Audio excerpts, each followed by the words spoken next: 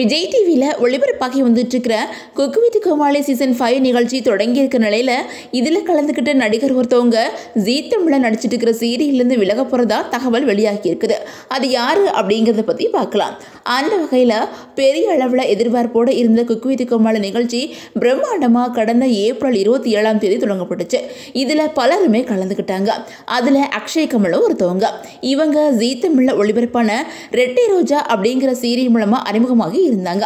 அதுக்கு முன்னாடி டிக்டாக், இன்ஸ்டாகிராமில் பிரபலமாக இருந்த இவங்களுக்கு ரெட்டை ரோஜா சீரியலில் கிடைச்ச வாய்ப்பு மூலமாக அடுத்தடுத்த சீரியல் வாய்ப்பு வந்துட்டு இருந்துச்சு.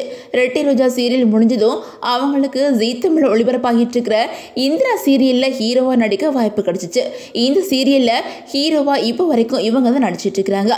ஆனால் விஜய் டிவியில் குக்கு வித் கோமாளி நிகழ்ச்சியில் அக்ஷய் கமல் கமிட் ஆகி இருக்கிறதுனால அவரால் தொடர்ந்து இந்திரா சீரியலில் நடிக்க முடியாது அப்படின்னு சொல்லப்படுது. அதனால அவங்க அந்த சீரியல்லேருந்து விலக போகிறாங்க அப்படிங்கிற தகவலும் பரவி வந்துட்டு இருக்குது. அதே நேரத்தில் அக்ஷய் கமலுக்கு பதிலாக அவங்களோட கேரக்டருக்கு பொருத்தமான ஹீரோ இன்னும் கிடைக்காதனால அவங்கள சீரியலில் தொடர்ந்து நடிச்சிட்டு இருக்கிறாங்க அப்படின்னு சொல்லப்படுது. சீக்கிரமே வேறொரு ஹீரோ உறுதியானதுக்கு அப்புறம் அக்ஷய் கமல் அந்த சீரியல்லேருந்து விலகுவாங்க அப்படின்னு சொல்லப்படுது. ஆனால் இதை பற்றி இப்போ வரைக்கும் அக்ஷய் கமலும் சரி, இந்திரா சீரியலுக்குள்ளவும் சரி அதிகாரப்பூர்வமான எந்த ஒரு தகவலையும் வெளியிடவே இல்லை. அதே மாதிரி ஜீ தமிழில் ஒளிபரப்பாகிட்டு இருக்கிற சண்டைக்கோழி சீரியலிருந்து அந்த சீரியலோட ஹீரோ நிகாஸ் கான் விலகிறதா தகவல் வெளியாகி இருக்குது. அவங்களுக்கு பதிலாக தொகுப்பாளராகவும் பூவை பூச்சிருவா சீரியல் நடித்த மதன் நடிக்க இருக்கிறதாகவும் தெரிய வந்திருக்குது.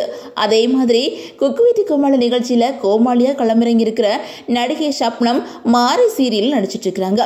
இவங்களும் இனி சீரியலில் நடிப்பாங்களா இல்லை விலக போகிறாங்களா அப்படின்னு பலரும் கேள்வி எழுப்பி வந்துட்டு இருக்காங்க.